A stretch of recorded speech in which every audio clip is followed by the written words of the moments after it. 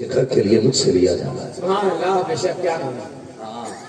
ورنہ ہم نے ایسے آؤ چودھری ہو پٹھان کھڑا اٹھی نہ رہے مولوی کے لیے. میں تو پٹھان ہوں, چندے کروا رہا ہوں, رسیدیں کٹوا رہا ہوں. عید کے دن, جمعے کے دن, رمضان میں کہتا جی فلاں دن آنا فرصت رہی ہے. مولوی رسید لیے گھوم رہے ہیں. وہ بتا تو صحیح ہے, اتنی بڑی جماعت بیٹھی ہے, یہ سفید داڑھی والے علماء بیٹھے ہیں, آل رسول بیٹھے ہیں. بتا ان میں سے کسی کو تو نے اپنے بیٹے کے لیے مانگتے دیکھا ہو, اپنی بیوی کے لیے مانگتے دیکھا ہو, اپنے بچوں کے لیے مانگتے دیکھا ہو, بیٹیوں کے لیے مانگتے دیکھا ہو. اور یار کپڑوں پہ پیبند لگا کے پہناتے رہے, تمہارے دروازوں پہ مانگنے لگی آئے. 100 روپے کی جگہ 10 روپے کی دوا کھلائی, لیکن تم سے مانگنے لگی آئے. دوا دے کے مانگنے. جب مدرسے میں قرآن والوں کا سوال ہوتا ہے, جب دین والوں کی بات آتی ہے, تب یہ نکل جاتے ہیں. اور پھر پروانی عزت کی یہ جانتے ہیں آج ہم ان کے لیے رسوا ہو رہے ہیں, قیامت میں بخشے جائیں گے تو حضور ہی شفاعت کرے. سبحان اللہ. سبحان اللہ. بے شک کیا کہنا. ہاں, اور تم سے بھی گزارش ہے گھمنڈ نہ دکھانا. ورنہ اگر گھمنڈ ہو نا کسی چیز پہ, طاقت پہ, دولت پہ, شہرت پہ, پاور پہ, تو جاؤ ہاسپٹل میں جانا اور آئی سی یو وارڈ میں جانا اور جا کے دیکھ لوگوں کے منہ پہ آکسیجن کے اتنے بڑے بڑے ماسک لگے. پوچھنا یہ کون لیٹا ہے, کوئی کہے گا یہ وہ ہے جو 1000 کروڑ کا مالک ہے. یہ جو لیٹا ہے یہ وہ ہے جو 5 کروڑ کا مالک ہے. یہ وہ ہے جس کے اشارے پہ پورا علاقہ کانپتا تھا. بتائے کیوں لٹایا گیا؟ آج اللہ اپنی شان دکھا رہا اور بندے کی اوقات. کل جب تیری بارگاہ میں قرآن والے آتے تھے نا, تو تجھے یہ گھمنڈ تھا میں پیسے والا ہوں. آج میں تجھے دکھاؤں طاقتور تو ہے یا میں ہوں. ماسک لگا دیا, آنکھوں میں آنسو ہیں. کوئی یار جا کے دیکھو نہ, کبھی دیکھا کرو. میں گیا ہوں کئی بار آپ سے, اس کے اندر لوگوں سے ملاقاتیں رہتی ہیں. میں نے جا کے لوگوں کو دیکھا ہے کہ ان کے منہ پہ ماسک لگے ہیں. کوئی پھل لا رہا ہے, کوئی جوس لا رہا ہے, کوئی کچھ لا رہا ہے. پھر تم غور سے دیکھنا, جو ہل نہیں سکتے لیکن آپ کے آنسو ٹپکنے لگ جاتے ہیں, سائڈ سے پانی نکلنے لگتا آنسوؤں کا. اللہ اکبر. کبھی پوچھا تم نے کہ جو چل نہیں سکتا ہے, جو بول نہیں سکتا ہے, جو ہل نہیں سکتا, آنسو کس لیے آ گئے؟ تو وہ اس لیے دیکھ کے روتا ہے. اور یہ جوس لے کے آئے ہو جسے پی نہیں سکتا, یہ پھل لے کے آئے ہو جسے کھا نہیں سکتا. اگر لانا ہی تھا تو کوئی یاسین شریف کا پانی لے کے آ جاتا, کوئی سورہ ملک کی تلاوت کا پانی لے کے آ جاتا, کوئی میرے پاس اگر آ رہا تھا تو سورہ رحمان کا تحفہ لے کے آتا.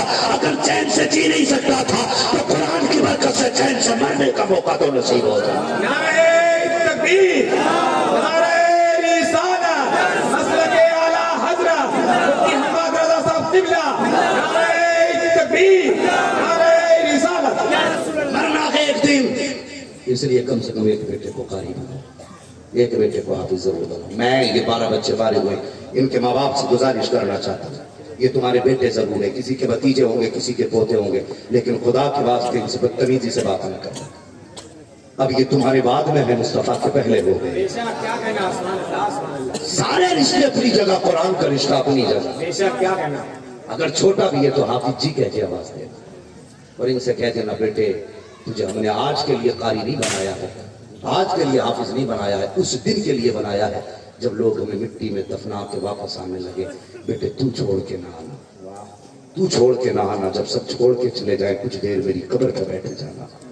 جب دنیا اپنے کھانے میں مست ہو, ہاں اللہ معاف کرے سنیوں کے حالات اتنے بگڑ چکے ہیں, فاتحہ پڑھنے کی نوبت نہیں آتی. پہلے کہہ دیتے مہمان کھا کے جائیں, تو مہمان تو بعد میں جا رہا, بستی والا پہلے پلیٹ کے لیے آئے.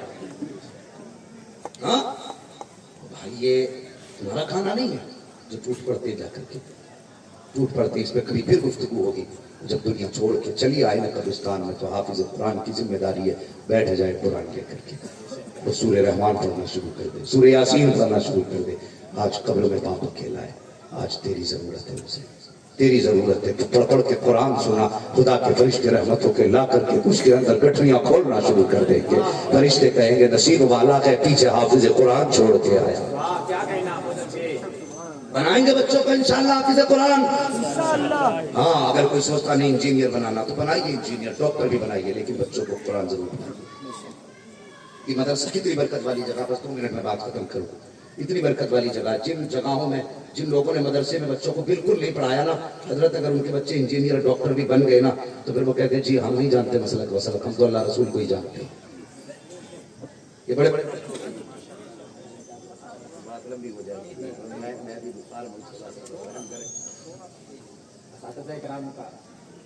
خیریت ہیں جی سارے لوگ. مجھے منبر سے حکم دیا جا رہا, تھوڑا سا آگے بڑھا لیا جائے. یہ تھا تو بخار لیکن اعلیٰ حضرت کا کرم ہوا تو میں اتنی دیر بول رہی ہوں. ہاں تو ذرا آپ تیار ہیں سننے کے لیے پیچھے والے لوگ بھی؟ نعرہ تکبیر. کیا کہتے ہیں آپ ثبوت دیجئے کہ حضرت آدھا گھنٹہ بھی اور بولیں گے. نعرہ تکبیر. نعرہ رسالت.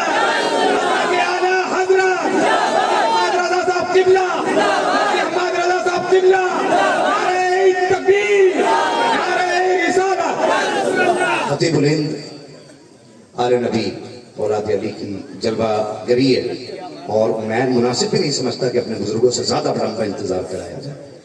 ہاں اور ورنہ بولنے کی جہاں تک بات ہے اگر اعلیٰ حضرت کا کرم ہوتا رہے تو میں پوری رات بھی بول سکتا ہوں. مسئلہ بولنے کا نہیں، مسئلہ بزرگوں کا ہے.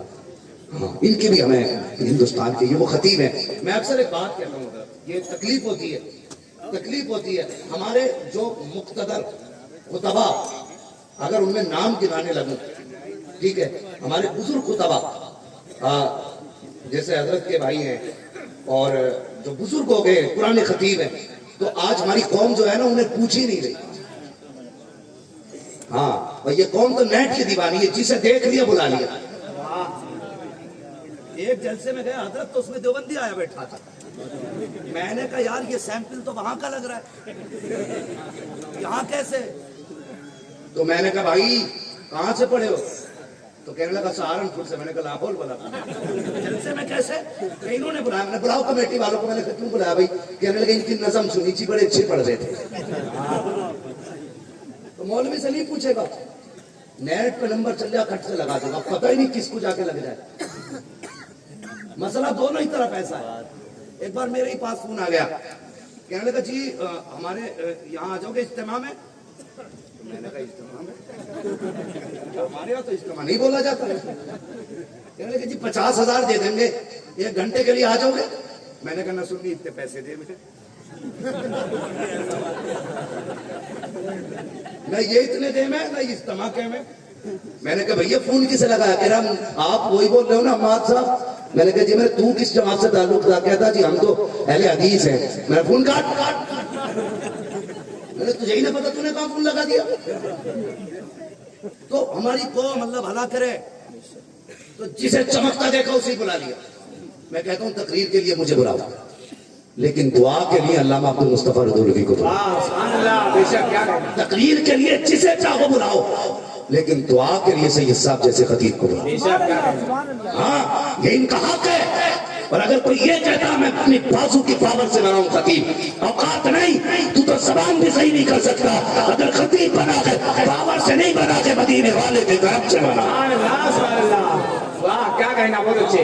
اور میں ڈنکے کی چوٹ پہ کہتا ہوں یہ بات حضرت جی، یہ آج جو لوگ ہمیں فلائٹ سے بلا رہے ہیں یہ ہمارا کمال نہیں، یہ قربانی ہے ان لوگوں بے شک. کیا کہنا، جنہوں نے ابتدائی دور میں پیدل سفر کر کے ماحول بنایا. بے شک. کیا کہنا، کڑوا سچ اپنا بیان نہیں کرے گا کوئی بھی، لیکن میں کہنا چاہتا ہوں حق حقدار رزق انصاف کرو. جس کا جو حق ہے اس کو ملنا چاہیے. استاد کی عزت استاد کی طرح ہونا چاہیے. کوئی بھی خطیب محدث کے برابر نہیں ہو سکتا، کوئی بھی مقرر مفسر کے برابر نہیں ہو سکتا.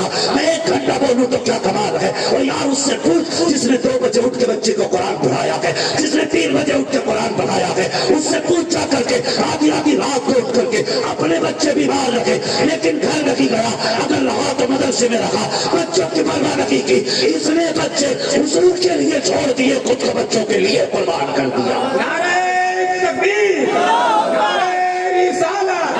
مسلک اعلیٰ حضرت فیضان محمد عربی شان محمد عربی. نعرہ تکبیر. عورت کی کیا تاریخ رہی ہے ان سے پوچھو.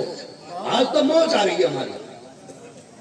ہاں اسٹیج پہ بیٹھے گا تو سب سے پہلے مارتا علم بھی کر کے میں وہاں سے چلا وہاں پہنچا. بتا بھائی یہی سننے بلایا تھا؟ تو بھی ہواؤں میں اڑ رہا ہے، کوئی اڑی نہیں رہا. اگر حضور کا ذکر تجھے نہ آتا تو ہم دیکھتے تیری اوقات کتنی تھی. کیا کہنا، بہت اچھے.